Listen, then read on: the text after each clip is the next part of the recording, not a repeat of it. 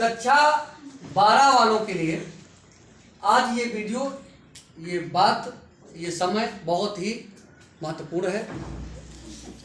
Intermediate के सामान्य हिंदी प्रश्न पत्र के लिए हम जो आपको ये बताने जा रहे हैं, ये आपके परीक्षा के लिए अत्यंत महत्वपूर्ण है। जितना एक मनुष्य को, एक जीव को जीने के लिए भोजन महत्वपूर्ण होता है, उतना परीक्षा देने से पहले ये महत्वपूर्ण है जो मैं आपको बताने जा रहा हूँ। आप सभी लोग ध्यान से मेरी बात को सुनेंगे और ध्यान से देखेंगे। अगर आप लोग मेरे बताने के हिसाब से आपने अपने प्रश्न पत्र का समय समायोजन कर लिया तो इस बात की गारंटी है कि आपको 100 नंबर में 98, 99, 100, 98, 99, 100 नंबर मिलने से कोई रोक नहीं सकता है। ध्यान रहे, विद्यार्थी को सबसे ज्यादा जरूरी समय समायोजन है। समय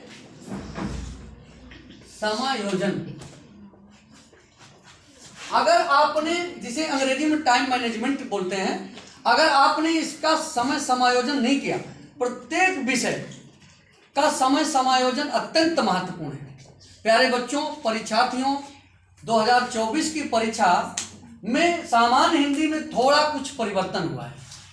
इसके लिए मुझे पुनः आपको ये बात बतानी पड़ रही है, अन्यथा पिछले वर्ष बताया भी था आपको।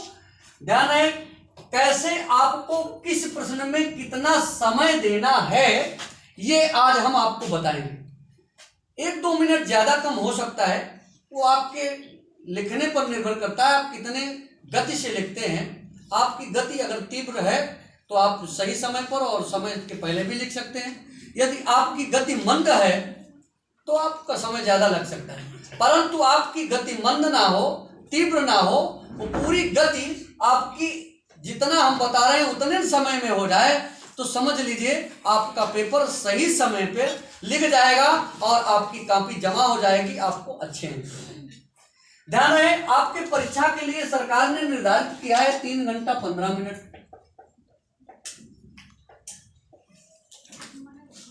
15 मिनट मैंने छोड़ दिया। 15 मिनट आपको कॉपी भरना, आपको दस्तखत करना, वेरिफिकेशन में देखना, दस्तखत करना, हाजिरी भरना, या पहले दिन की परीक्षा होती है तो थोड़ा से कठिनाई होती है, समय बर्बाद होता है।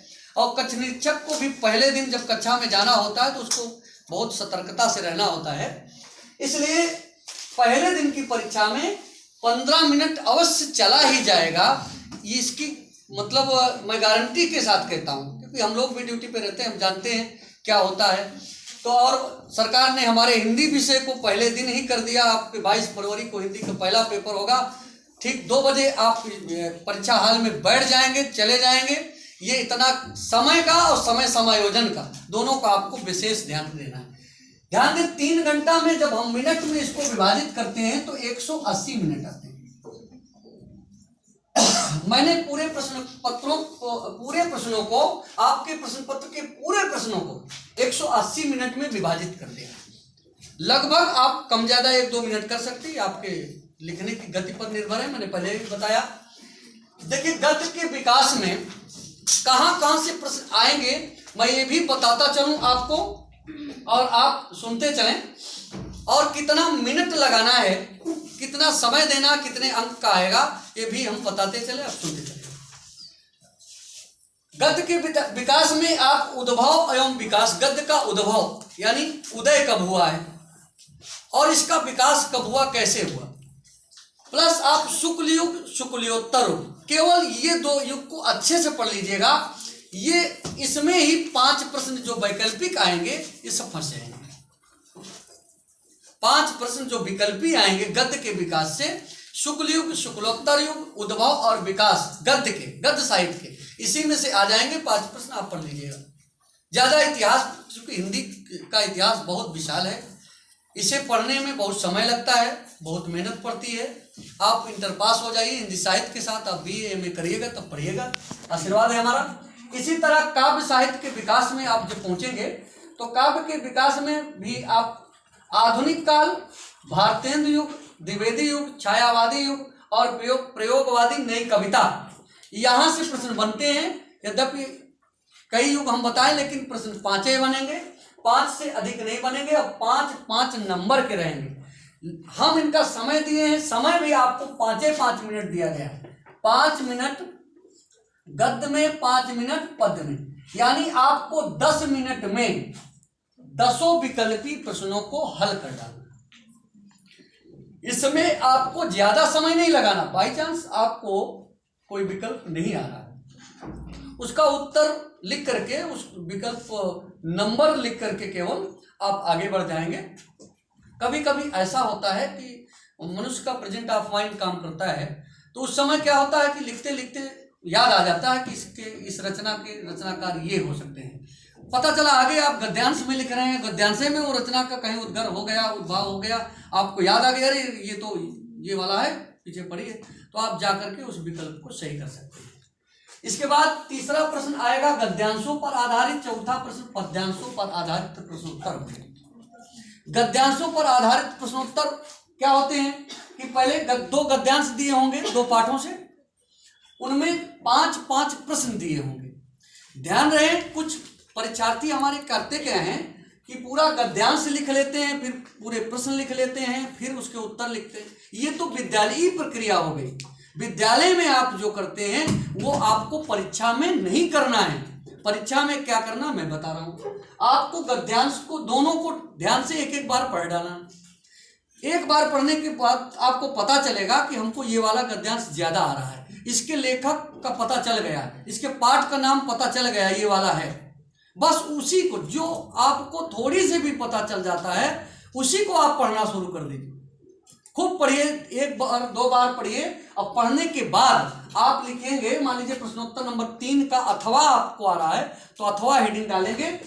फिर आप उत्तर नंबर काखा गगा अंगा दिया होगा, या 1 2 3 4 5 ऐसे जैसे भी सरकार प्रश्न पत्र बनवाएगी वैसे आएगा, वैसे आप लिखेंगे उत्तर नंबर का और उत्तर लिखेंगे। कदापि प्रश्न नहीं लिखना है आपको। हाँ, हो सके तो एक काम ये करना है कि आप गद्यांश को संकेत में लिख देना। मान लीजिए अथवा है, संकेत लिखा, मान लीजिए लिखा कि राष्ट्र का अंग ... करके होता है, ऐसे, तो एग्जामिनर को जरा सहायता मिल जाती है कि कौन सा की है।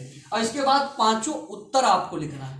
पहला उत्तर वही संदर्भित होता है, संदर्भ लिखना है, या पाठ लेखक का नाम, पाठ कवि का नाम लिखना होता है। दूसरा उत्तर रेखांकित अंश की व्याख्या होती है, और तीसरा उत्तर उसके अंतर्गत कोई शब्द होता है, चौथा उसी से कोई महत्व पूछता है, 5वां किसी व्याकरणात्मक तथ्य या उसी गद्यांश या पद्यांश के अंशों से कोई ऐसा तात्विक प्रश्न पूछता है, ऐसा शब्द पूछता है जिससे बच्चा थोड़े से भ्रमित होता है। होशियार बच्चे क्या करते हैं, जब 2-3 बार पढ़ते हैं तो मुख्य तत्व को रेखांकित करते जाते हैं, तो जब प्रश्न पढ़ते हैं तो उत्तर उनको अपने आप आ जाता है और उत्तर वो लिख सकते हैं। आपने यही प्रक्रिया इसमें अपनाया, यही पद्यांश में अपनाया। दोनों में हमने आपको गद्यांश पद्यांशों पर आधारित प्रश्नोत्तर के लिए 15-15 मिनट दिए हैं। आप हो सके कलम आप लिए हो तो आप जोड़ते भी जाइएगा। इसको 15-15 मिनट हमने दिया है, 15-15 मिनट। अब 15-15 मिनट में अर्थात 15 दूनी 30 मिनट में आप जो है 10 प्रश्नों के उत्तर क्या नहीं लिख सकेंगे? लिख सकेंगे, लिख जाएगा, आराम से लिख जाएगा और मस्ती से लिख जाएगा, अच्छे लेख में लिख जाएगा। इसके बाद ध्यान दें, लेखक का साहित्यिक परिचय लिखना है।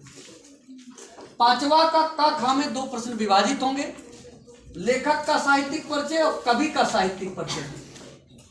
ध्यान रहे, साहित्यिक परिचय में कदापि जीवन परिचय नहीं लिखना है। मैं अभी आपको पूर्णतया बता रहा हूं, आप ध्यान से मेरी बात सुनेंगे। केवल साहित्यिक परिचय में आपको जीवन परिचय कदापि नहीं लिखना है और अनावश्यक बातें नहीं लिखना है। आप सीधा साहित्यिक परिचय लिखेंगे, रचनाएं लिखेंगे, भाषा शैली लिखेंगे, साहित्य में स्थान लिखेंगे। हम बता दें समय इसको हमने 10 मिनट दिया है। 10 मिनट में आप गद्य का लेखक का जीवन परिचय आप वो साहित्यिक परिचय लिख लेंगे और 10 मिनट में कवि का साहित्यिक परिचय आप लिख लेंगे। इसके बाद फिर कहानी आ जाएगी। 6वें नंबर में कहानी का सारांश उद्देश्य। ध्यान रहे, कहानियों के चरित्र चित्रण में थोड़ा संशय है, इसलिए उद्देश्य और सारांश ठीक से पढ़ के आइए। बोर्ड परीक्षा में उद्देश्य और सारांश अवश्य पूछा जाएगा, इस बात की गारंटी है। इसमें भी हमने 10 मिनट ही दिया है, इसमें भी 10 मिनट दिया है, 10 मिनट में सारांश 1 पेज का या उद्देश्य आधा पेज का आराम से लिख जाए। इसमें कोई लिखने, अगर चरित्र चित्रण आ गया तो दाल में घी के बराबर है, बहुत अच्छा है, उसको तो आप जानते ही, बढ़िया से लिखना है। इसके बाद 7वां प्रश्न होगा आपके खंडकाव्य का। ध्यान रहे, प्रश्न बन के आएगा कि स्वपठित खंडकाव्य के आधार पर किसी एक प्रश्न का उत्तर लिखिए।